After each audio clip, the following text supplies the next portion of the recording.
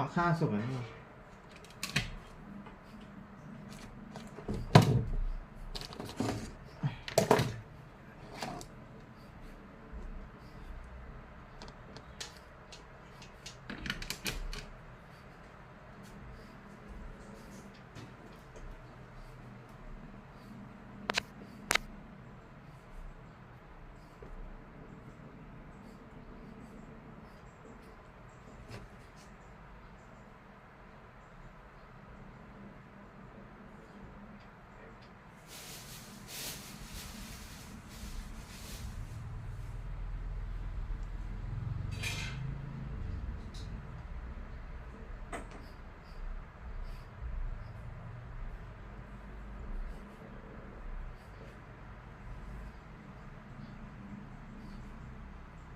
น่าจะ4 โมงโอ้4:22แล้วนี่ว่าโอ้ไวมาก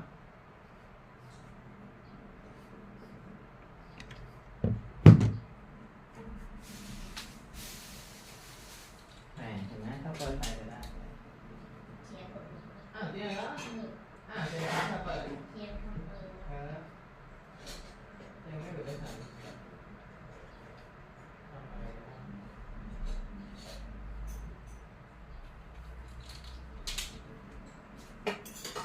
เฮ้ยอย่าบอกนะว่านมหมดแล้วแล้วว่าเราน่าจะลืมไปที่สวนมะม่วง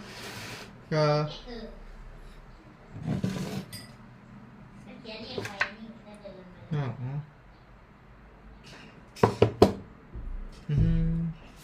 ไม่ร้านชามพี่แคมป์น่าจะเก็บอ๋อดีนะเหลือ2 กล่องต้องเตือนตัวเองแล้วว่านมใกล้หมดแล้ว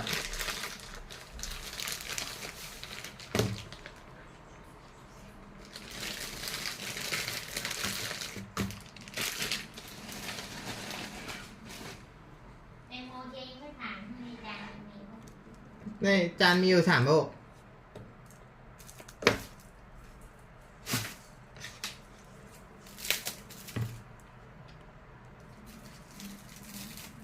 5 ไปเลยก็ได้ค่ะเธอกำลังทำอะไรอยู่อ่ะอ๋อมะม่วงก็ได้มะม่วงหรือแตงโมก็ได้ไม่เป็นไร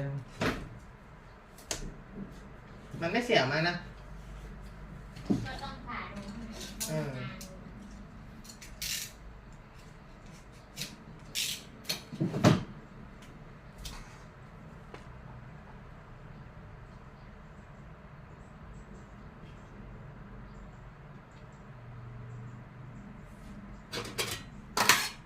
Hello everyone. Welcome to my channel. I am Shia. This is my lunch time.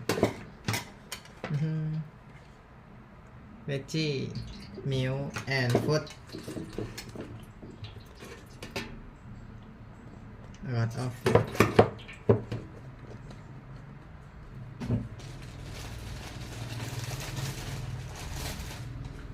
And I have band.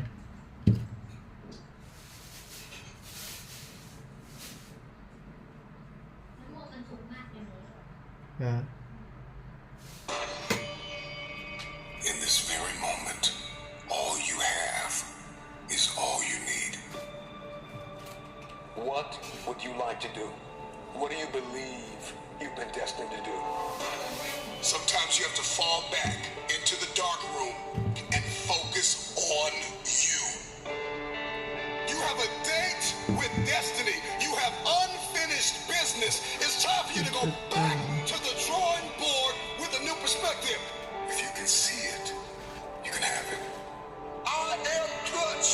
I am the difference maker. I am the game changer. I must work out X amount of times a week. I must evolve. I must go to the next level. I must live in this type of house. I must drive. In this very moment, all you have is all you need. What would you like to do? What do you believe you've been destined to do? นี่นะครับ Sometimes you have to fall back into the dark room มันสุก and มาก focus on you. แตงโมอีกอ่ะ You have a ไม่ต้องนัด date with destiny. You have unfinished business. It's time for you to go back to the drawing board with a new perspective. If you can see it, you can have it. I am Clutch. I am the difference maker. I am the game changer. I must work out X amount of times a week. I must forgive. I must evolve. I must become. I must retain. I must grow. I must live. I must evolve. I must go to the next level. I must live in this type of house. I must drive this type of car. Perspective is what changes the game. Stop complaining about the divorce. Stop complaining about the job loss. Are you going to complain in the face of conflict, or are you going to seize the opportunity? What if losing your job was the opportunity? What if the divorce is an opportunity? What if the bankruptcy is an opportunity? What if the one you love was an opportunity for you to reconnect with somebody and forgive them? So beside you, that's a snap. You gotta get tired of being broke.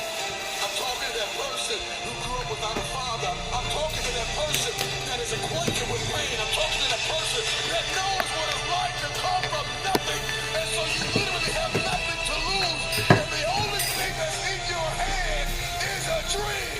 The only thing that's in your head is I have what it takes to get to the top of that hill. You must understand that there is more than one path to the top of the mountain. There will be many giants in your life. There will be depression. There will be anxiety. There will be oppression. There will be stress. There will be overwhelm. Will you buckle under the pressure, or will you rise to the occasion? You are not dead yet. You may be tired, but you are not dead. You may be broken, but you are not dead. You may be weary, but you are not dead. You have an opportunity to rise above what happened to you. You gotta make it up in your mind that all you have is all you need.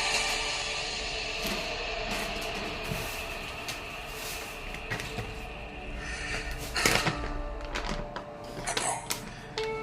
It hasn't been easy. It's time to win.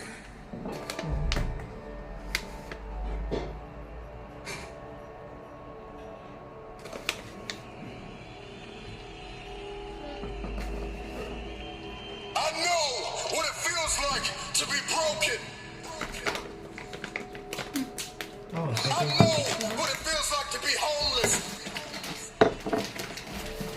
I know what it feels like to be ignored. You get into a place where you feel like nobody needs you. Nobody believes you. you can see I know what it feels like for people to tell you to write the book, launch the course, and then when you do it, nobody invests in it. The hour is now for game changers to emerge, for the forgotten, for the rejected, for the ignored, to come out of the ashes and into the light, ไม่เหมือน out of obscurity and into victory. Take the throne with everything that you have in you. The hour is now. I am coming for the throne. I am coming for every room that you locked me out of. Every realm that I step into, I will dominate. I am determined to win, no matter what season I'm in. When you counted me out, when you rejected me, when you overlooked me, when you ignored me, I waited painfully in obscurity for the opportunity to take the throne. I am your replacement. Your rejection has forged a new fire inside of me. Man, I'm climbing the ladder. I'm bringing my team. I'm coming for magazines and movie screens, billboards and awards, movie scores and labels. I'm signing checks and contracts on every table. I'm no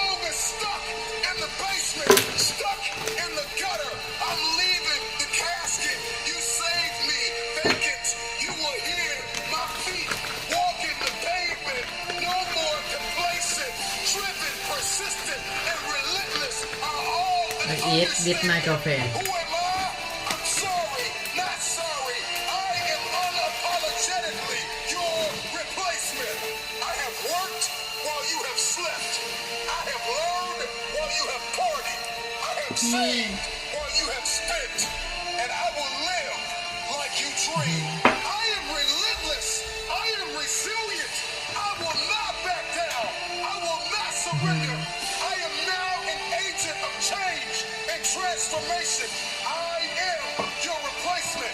Every room that I walk in, I will change the game. I'm influencing neighborhoods and towns, startups and corporations, from the forgotten about hoods to the nations. I'm coming to reconstruct and resurrect broken foundations, leaving everybody that rejected me out of the equation. The marathon continues. The Mamba mentality has left the mark. Shout out to the NBA legend, Kobe, and your daughter, Gigi. From Tom Brady to Drew Bledsoe, rain, sleet, or snow. วันนี้เธอหุงข้าวได้อยู่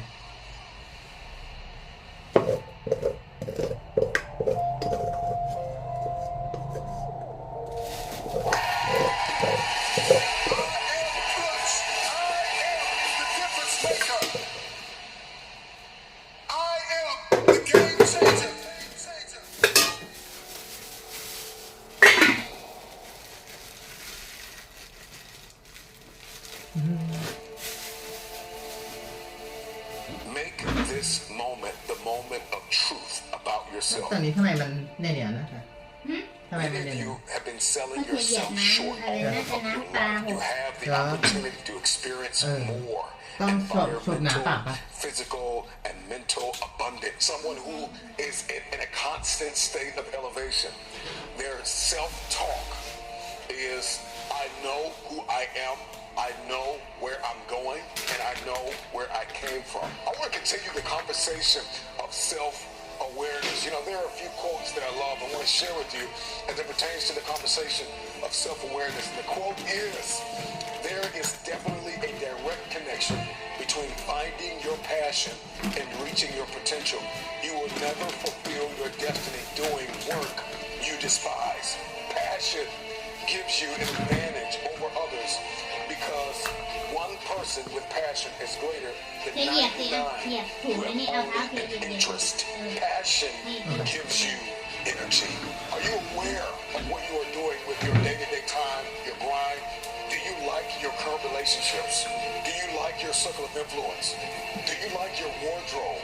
I think a lot of us, we are programmed to hold on to things that we no longer like. The time is now to step into a place of diligence, hustle, humility, and hunger. The future belongs to the hungry, the humble, the hustler. These are those that will take the throne. There was a new breed of Mamba mentality game changers that in every room that they step in, they are agents of transformation. They are 30,000 feet above the noise. They are architects, pioneers, innovators, students, athletes, lawyers, doctors. I'm sounding the alarm that a new mentality will emerge inside of you. Elevated people know who they are. They know what they believe, the role in life they are presently feeling, their great personal potential. กินปลาดีกว่า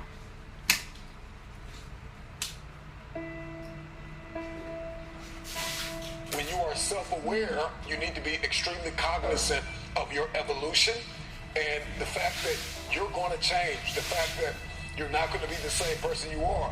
It's a very dangerous thing to be in a place where you are growing, but your life is not. You're still connected to people and places that you've outgrown. It's a very dangerous thing to be in a place like that because you end up dwarfing everybody and everything in your life. Do you like what you're doing and do you like where you're going? Let me ask you เขา another ถามว่าข question. นมจีนเหรอคะ What would you like to do? If you don't like what you're doing and you don't like where you are, and you don't like your relationships, and you don't like X, Y, or Z, What do you want? ที่ What do ที่ you เขาเอาไว้ like? พัน And กั then บ you ปา gotta be able to add passion ข to น it มจีน to ไม่ใช่เส้นหมี่ activate บางคนก็ใส่เส้นหมี่ dream a reality. Are you fully aware of the bridges that are required to cross over to make your dream a reality? I think a lot of people, they have this vision in their head, this dream, but they don't know how to make it a reality.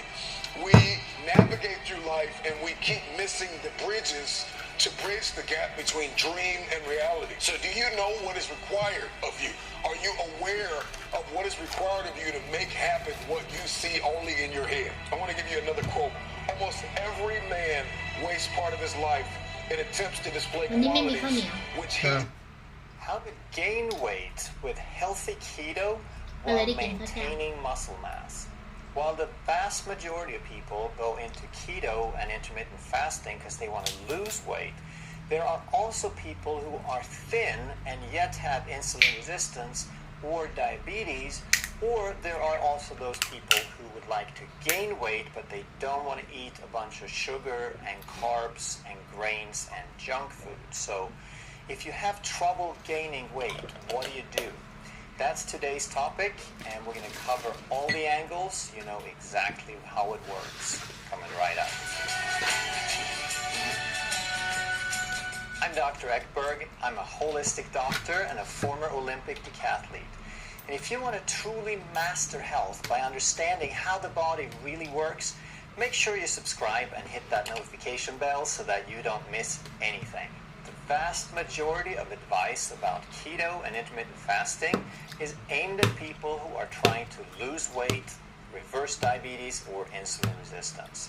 So just a quick recap that with those people, the people who are overweight and insulin resistant, whether it's full-blown diabetes or not, they are trying to reduce insulin, they're trying to reduce the stress hormone cortisol, they're trying to increase growth hormone, they're trying to reduce calories, and they're trying to reduce carbs.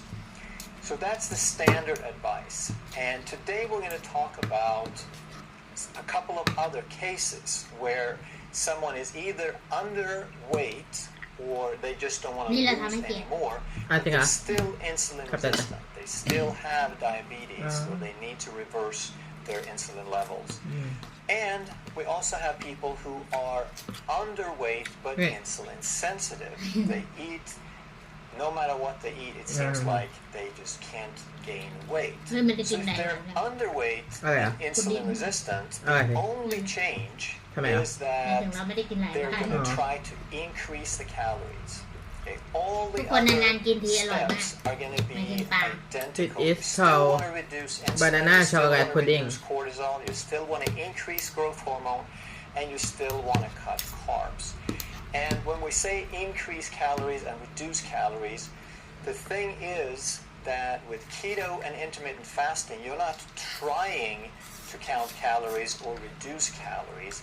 It just ends up that you eat less because you end up being full as you're burning the fat off the body. You get less hungry. You're satiated longer. You can go longer between meals and you eat less. So that can be a problem when someone's trying to gain weight because the mechanism is still there, that they're not as hungry. So these people are going to have to try to eat more, and we'll talk about that. So that's really the only difference. Someone who is underweight and insulin sensitive, they're not trying to reduce insulin resistance, they're just not wanting to eat junk so that they develop problems over time and raise insulin resistance. So their insulin, they're trying to keep it about the same. They don't want to increase it, they don't need to decrease it. They still don't want to have more cortisol. Cortisol should be kept at a minimum or normal, what is appropriate for a normal, healthy, balanced life. So they don't want to start doing things to increase cortisol just to become more insulin resistant. Cortisol is destructive and it is muscle wasting. It's protein wasting. So all of these people, we are assuming that obviously they want to maintain their muscle. They're either trying to lose weight by losing fat, or they're trying to gain weight by gaining muscle, maybe a little fat as well. Growth hormone, everybody wants to increase because that's how you build muscle. Growth hormone is the hormone that builds muscle. ผักอย่างนี้กินดีกว่า And these people also are going to have to want to increase their calories as much as possible. So these people can increase carbs or maybe stay the same depending on where they are. They don't want to start loading up on carbs, and especially they don't want to start eating a bunch of junk carbs like processed carbs, sugar, grain, etc. They can eat some beans and some starchy vegetables like sweet potato, various different tubers. But they still want to keep their carbs in check because even though they're very insulin sensitive, they don't want to become insulin resistant. So they can tolerate a good bit more carbs. Hello, health champions. What would be the best type of fast for you? Well, there is no simple, straight, single answer for that because we are all different. People always ask me, what's the best diet? What's the best exercise? What's the best supplement? Well, it depends on you. It depends on what you need. So we are all unique as our fingerprints. There is no one just like you. And that's called genetic individuality. We all have individual DNA, just like we can tell these are 3 different people. But then we also share tendencies. We can tell these are different people, but we can also tell that they're all humans because human DNA has more in common with each other than we do with a giraffe or a carrot. So the other aspect we want to consider are the environment and stress of life events. So within our DNA, some of our behavior, some of our biology, some of our biochemistry is pre-wired, but then it is adapted, it is refined because of our environment and our life events and our level of stress.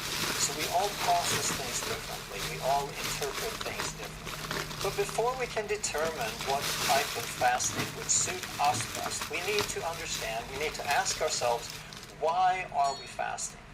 Why are you fasting? Is it maybe because you want to accomplish some weight loss? Have you hit a plateau in your weight loss? Are you looking to reverse your disease? Primarily something like type 2 diabetes associated with metabolic syndrome, syndrome X, which is high blood pressure and high blood sugar and insulin resistance. Or are you in pretty good health, but you'd like to maintain and enhance it? So you're looking for things like longevity, autophagy, and activating some survival genes. And then once you're clear on why you're doing it, and it could be more than one of these things, obviously, then the question is not if you should fast, it is how much. Because we're all fasting. Fasting is technically nothing more than the time period where you're not eating. So if you go 5 hours between lunch and dinner, you're just fasting for 5 hours. For most people, the longest period of fasting happens when they sleep. So for some though, if they sleep 8 hours, then their fasting period is like 8 hours and 20 minutes because they eat the last thing and the first thing of the day. But the answer to how much is you need to do enough. And that means enough for you to start moving towards your goals at whatever speed that you have as a goal. Now, faster isn't always better, and you want to keep in mind that doing it faster may not be optimal health. It might be too stressful or too extreme. But you want to do enough to meet your goals in a healthy way. So if your goal is to lose weight or reduce insulin resistance or maintain health or create autophagy, there's going to be different solutions. There's going to be different degrees of doing this. If you want autophagy, you're going to have a little bit longer consecutive fasting periods. If you want to maintain, you probably don't have to be so strict all the time. And if you want to lose weight or reduce insulin resistance, then you have to know if you are insulin resistant and if that's contributing to your weight. Let's look at the example of excess weight and type 2 diabetes or insulin resistance. And there could be many different reasons.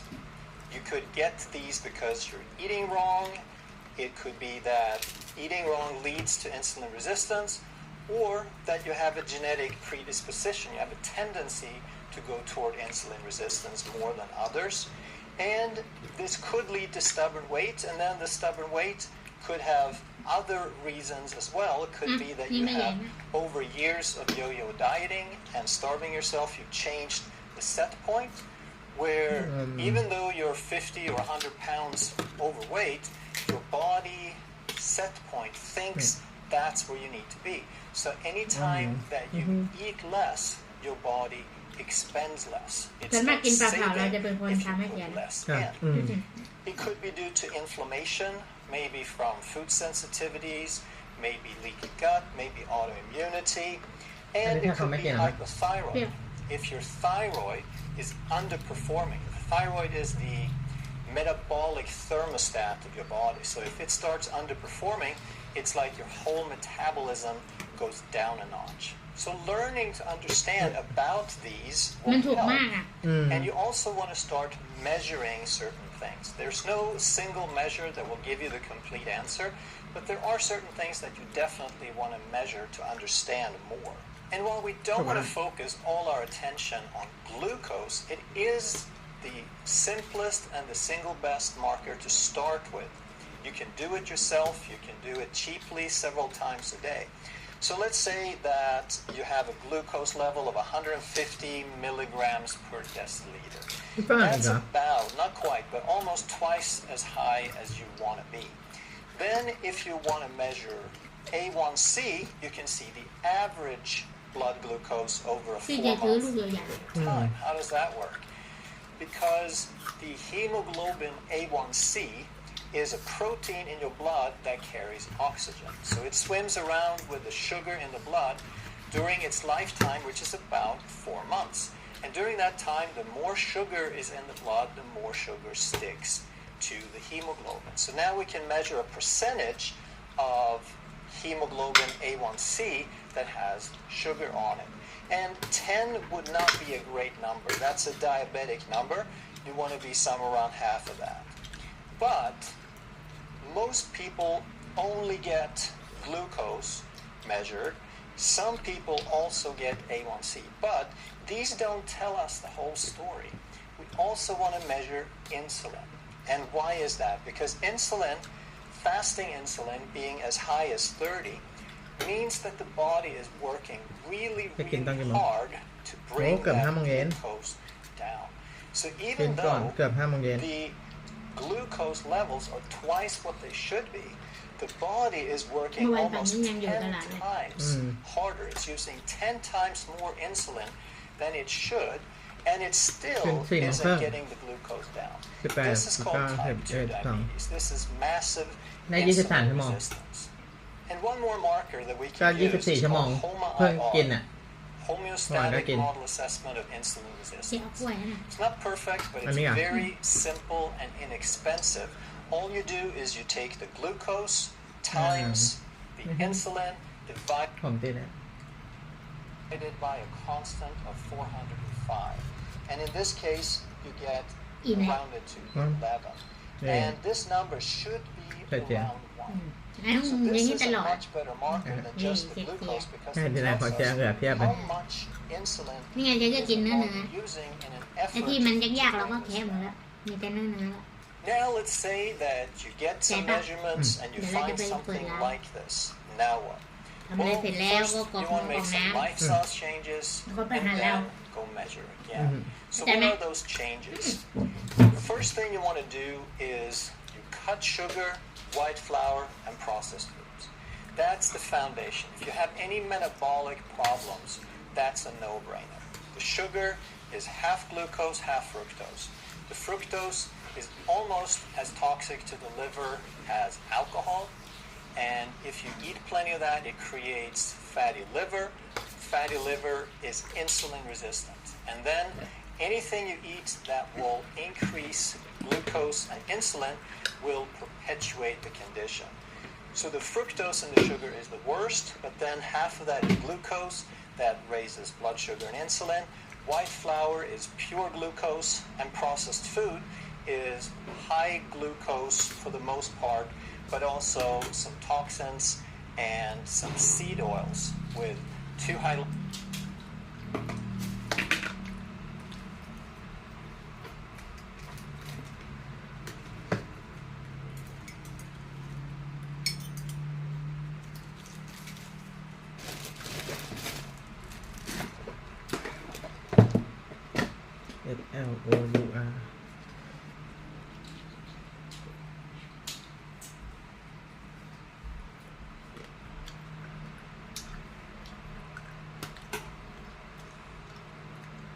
ไปแล้วเหรอ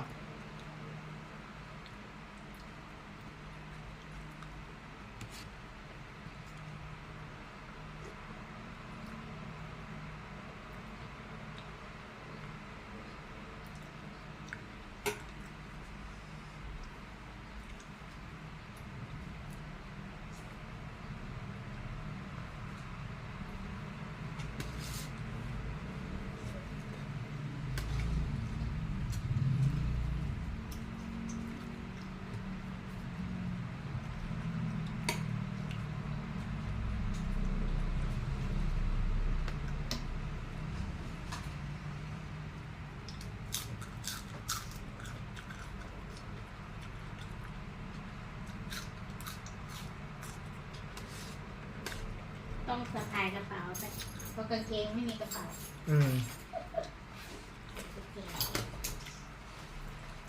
ตื้อดื้ออิ่ม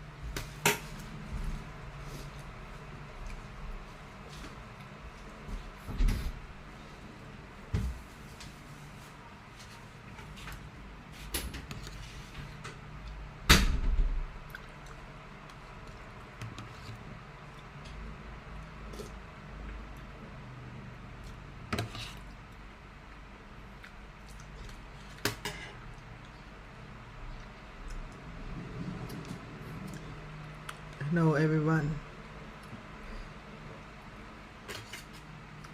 Eat with me.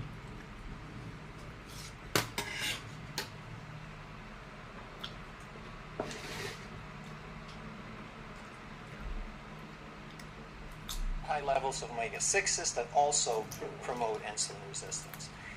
And if you make those changes, for some people, that's enough. You're eating whole food and your body went back to balance. For most people, though, especially if it's been going on a while, that is probably not enough. So step 2 would be to reduce the carbohydrates. You bring them from maybe 200-300 grams of carbs down under 70 because you're carbohydrate intolerant. Your body can't handle carbohydrates. If that does the trick, great. If not, you go a little bit lower. If you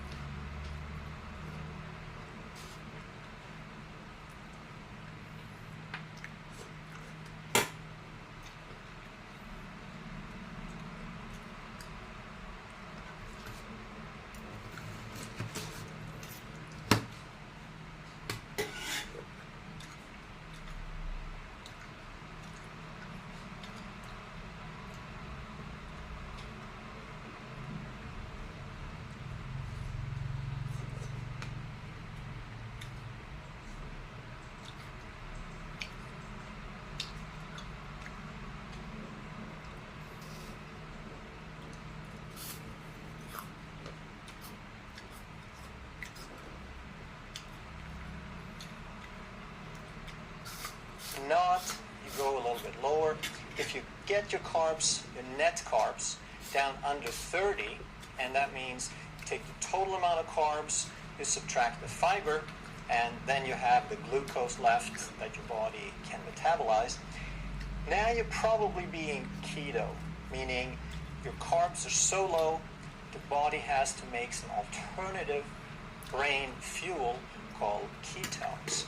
And for some people that's 30 grams, for some people it's even lower. And if you do that and it brings you to metabolic health, then you may not have to do a whole lot more. But this brings us to the topic of this video, that if it doesn't do the trick, or if you're looking for additional benefit, now what you want to do is eat shorter. And that means that you compress your feeding window. You eat your meals during a shorter period of time during the day. So for some people, they might only have 8 hours of fasting because that's how long they sleep. Now, if you just compress that window a little bit, the feeding window, you could end up with 12 hours of fasting, 12 hours of eating. Then you move it a little further once your body's used to that, and you eat all your meals in an 8-hour period, and that could be 2 or 3 meals depending on your preference. If that does the trick, great. If not, go down to a 6-hour feeding window. And it's not as hard as it sounds. Once you start implementing these changes, getting metabolically adapted, and changing some pathways and some habits in your body, then 2 meals within 6 hours is easy. Then the question is, once you've done this, is that enough? Well, let's go back and check. Remember this? We found this the first time. Now we have applied our changes for 2 to 3 months, and we go back and check. And lo and behold, our glucose is down from a diabetic level to a healthy level of about 85. Our A1C is into a healthy level of 5.3. So if we just based our diagnosis, our understanding on glucose, short-term and long-term, then we would think that we have solved the problem. And we would not understand why we still have stubborn weight. Why do we still have these different issues? Until we measure insulin. And again, this is not the whole answer, but it's one more step toward understanding. And if we measure that and it's still 25, which happens quite a bit, then we are still very insulin resistant. And if we measure the HOMA-IR, we see that it's come down to 5.2, less than half of what it was. We've come a long way, but we're still very insulin resistant. This number is supposed to be around 1. So we want to realize that before there was type 2 diabetes and insulin resistance. Now we have fixed the type 2 diabetes, but we still have insulin resistance. We are controlling the damaging effects of high glucose by controlling how much carbs we put in and our time period of eating, our window of feeding, but we still have a long way to go. We're still metabolically very unhealthy, and this could account for a lot of residual problems like stubborn weight. One thing we can add that you can do for yourself is to measure ketones. Just like the glucose with a simple finger prick, you can measure glucose, and with a different stick, you can measure the ketones. Ketones are a marker of fat burning. If your ketones are very, very low, you're probably not burning fat very effectively. And if you are producing a good amount of ketones, but you're not losing any weight, then you're probably not burning the fat off your body. Most of that fat is probably burned only from the food that you're eating. Another great marker is triglycerides and VLDL. You have to do a blood test for those. VLDL stands for very low density lipoprotein, and it is a carrier. It delivers triglyceride to the tissues. And if the tissues are healthy and metabolically flexible and accept fuel, then they're going to take the triglycerides and use up the fuel. But if you're insulin resistant, if your cells are resistant to insulin and fuel, then there's no place for these triglycerides or VLDL to go. So they're going to hang around and the levels stay high. And how are we doing now on our checklist? Well, we stopped the sugar, the white flour, and the processed food. So most of the eating wrong issue is handled. What about insulin resistance? No, we measured it. Insulin is high, HOMA-IR is high. It's still an issue. What about stubborn weight? Well, it's up to you. If you've reached your ideal weight, or if you are steadily losing at least some weight, then you're okay. If you're not losing any weight, then there's a problem, and it could be set point inflammation or hypothyroid. Do we know? Not really. We would have to dig deeper. We'd have to spend some more time. We'd have to learn more and do some trial and error. But at least we know more than we did, and we know a little bit more about what it isn't. So if you need some additional leverage against insulin resistance, you have some insulin resistance tools, just like the carpenter has his tools. And the first one would be to reduce sugar. The second would be to reduce carbohydrates, because both of those promote insulin resistance, so you reduce it. The third thing is to increase fasting, to prolong your fasting period, because if lowering carbs reduces insulin, and that's a good thing, then fasting is better, because fasting is 0 carbs, none at all. And even protein and fat trigger a little tiny bit of insulin, but when you're fasting, you're getting none of that. The fourth thing you want to keep in mind is be patient. Give it some time. And this is one of the biggest problems, because when people get really excited and motivated and they start this health and weight loss campaign, now they're very impatient. And that could be all right for some people, but for others, it's like growing grass. You can't hurry it. It's going to take the time it takes. And if your body is stubborn and you have a plateau for 3 months, that might be okay. You might need to fix some things. You might need to heal your gut and your thyroid and reduce some inflammation and all these different things before you see the results. But if you've gone for a good bit, like several months, and nothing seems to happen, now you need to get a little more aggressive. And one way that you can be a little more aggressive is to increase your fasting some more. So if you were doing 18 hours of fasting, the next step would be 1 meal a day. And if that works, great. If not, then you would have to step it up and do 1 meal every other day. And I've had some people who were just totally stuck, even doing keto, 1 meal a day, nothing really happened. But once they went to 1 meal every other day, now the fasting period went from 20 plus to 40 plus hours. And what happens then is, every time you don't eat, for the time period you don't eat, your insulin will drop. So going from 20 to 40 is a huge difference. But also, when you're not eating for that long, your body is absolutely forced to start using some fat from the body for fuel. But here's the problem. There is a balance. Fasting is kind of self-limiting because you can't go forever. If there was only benefits with not eating, then let's just never eat again. But we also have to provide some nutrients and some fuels and some resources and building materials for the body. So there's this trade-off. And one way that we can help that trade-off a little bit is with something called fasting mimicking. And this is hugely misunderstood, because there's a lot of fasting people who are sort of purists. They say, if I'm going to do it, I'm going to do it right, I'm going to do it all the way. They feel like fasting mimicking is cheating or not doing it all the way, but that's really kind of missing the point. So when you're doing fasting mimicking, the whole idea is to keep your proteins and your calories low. Less than 500 calories a day and less than 18 grams of protein. That's for a small to average sized person. If you're a little bit larger, you might get away with about 50% more than that. But the key is to keep the protein low, because autophagy drives this process, and it increases growth hormone.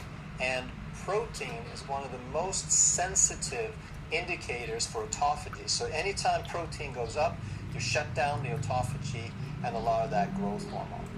And there's lots of prepared programs. There's expensive packages you can buy, but it's really not that complicated. Just eat a bunch of vegetables. You can have big salads. You can have steamed vegetables. You can cook a vegetable soup. Just don't use a whole bunch of bone broth, because bone broth is high in protein. So if you use it, read the labels and measure how much so you don't overdo it.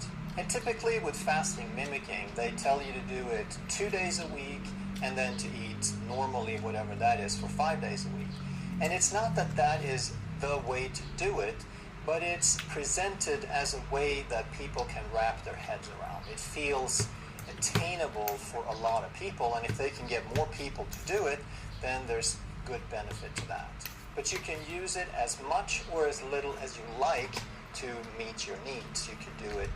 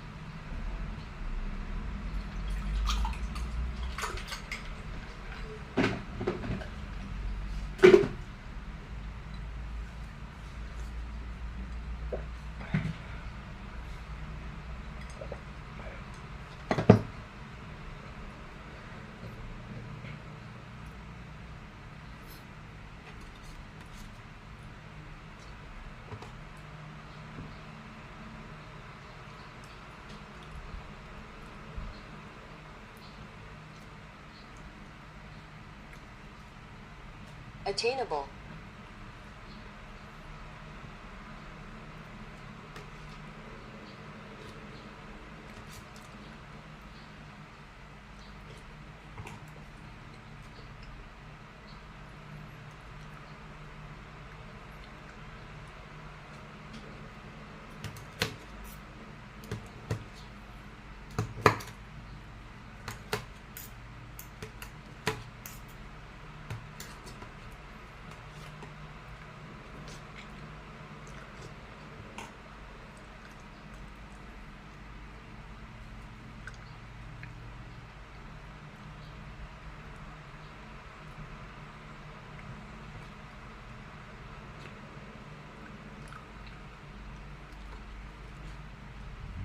like to meet your needs. You can do it every other day, you can do it 3 days a week, whatever you like.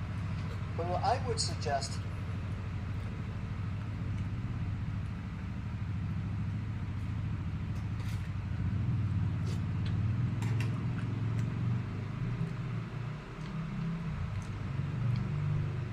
ครับคุณเฟรม ฮัลโหลครับสวัสดีครับคุณเชียร์ครับ ครับ คุณเชียร์โอนเงินให้ผมหรือยังครับ โอนให้ไปนานนะครับ2 ชั่วโมงที่แล้วครับ โอเคครับผมครับขอบคุณมากครับ มันไม่เข้าในบัญชีอะครับหรือว่ายังไง เอ่อ 810 บาท คุณเชียร์โอนมาเท่าไหร่นะครับ 810 บาทครับ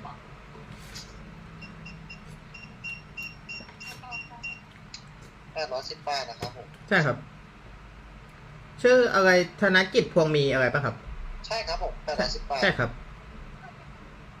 เข้าอย่างครับ ของคุณเชียร์โอเคครับผม โอเคครับ ขอบคุณมากครับ คุณเฟรมมีไลน์ไหมครับ มีไลน์ครับไลน์ผมไม่เล่น ผมจะได้ส่งสลิปให้ไง เวลาผมโอนเสร็จแล้ว อ๋อเอาไลน์ใช่ไหมครับผม ไลน์อะครับไลน์สีเขียวๆอะครับ นี่ครับเดี๋ยวผมติดต่อไปอีกทีนะครับเดี๋ยวผมเอาเงินเข้าบัญชีครับ ครับแอดเบอร์ผมมาก็ได้เบอร์063ครับโอเคครับ ได้ครับผม ครับขอบคุณมากครับผม ขอบคุณครับสวัสดีครับ ครับสวัสดีครับผมครับ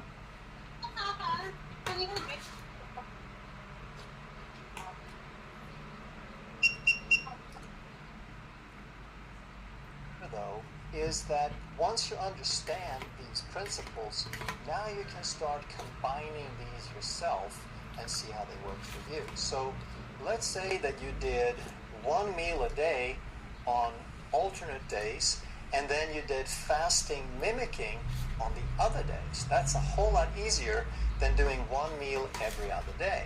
And here are the benefits. First of all, it's easier because you get to eat something on the days off, so to speak. And the other part is you also get to maintain some nutrients. You get to feed yourself, you get some satisfaction, and you're providing some vitamins and, most importantly, minerals. Vegetables, plants, non-starchy vegetables are very high in the minerals that you tend to lose on a very low carb or a fasting diet. But like I said in the beginning, there's some people who don't have a weight problem, they don't have a health issue, they feel pretty good, they just want to make sure it stays that way. That's called maintenance. And it's still a really good idea to monitor. Even if you have gotten all your blood work to the level that you want to monitor so that you can see if it changes. Because if this insulin starts creeping up because you slip a little bit on your diet, or simply because you get older, you might be less active, your muscle mass might reduce. You don't want to let 10, 15, 20 years pass. You want to check this yearly, or at least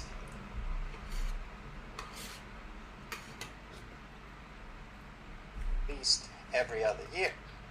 Because if this insulin starts to lose on a very low carb or a fasting diet. But like I said in the beginning, there's some people who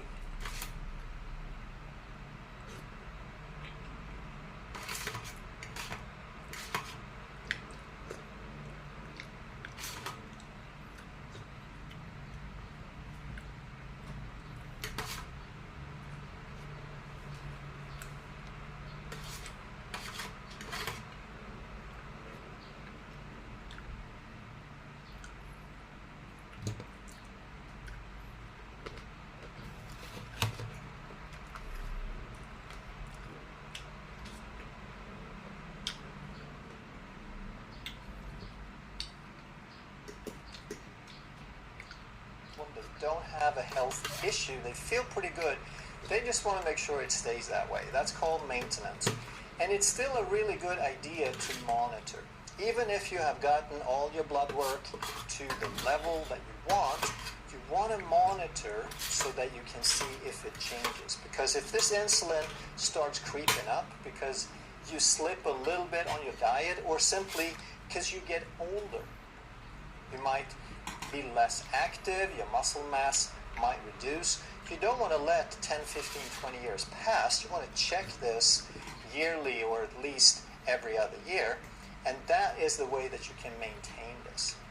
So for most people, what maintaining means, if you have learned a low carb and intermittent fasting lifestyle and that works for you, then you could eat one meal a day, you could eat 2 meals a day, or you could even eat 3 meals a day in a shorter time period, something like 8 to 10 hours.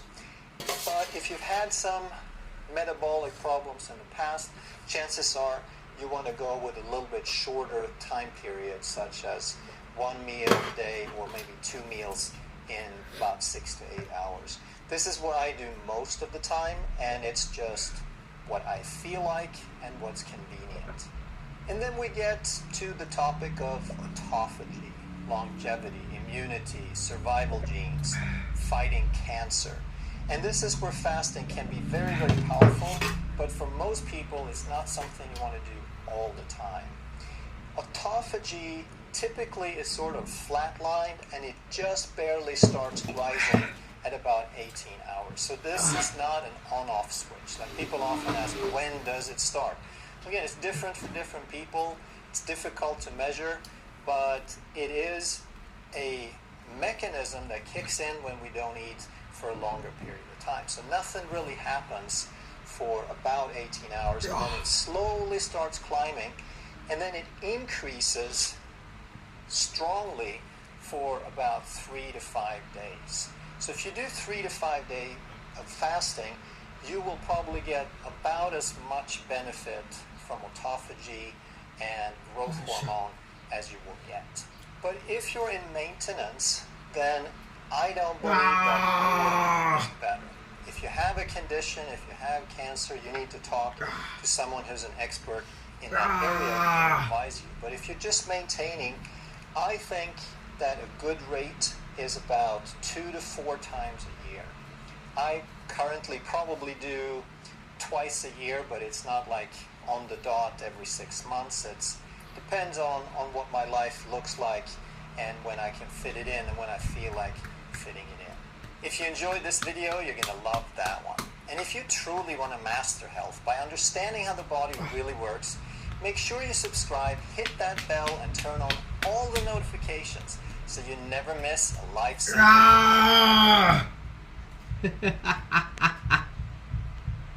Yeah. I gotta start with this. So he's working for free with Doge.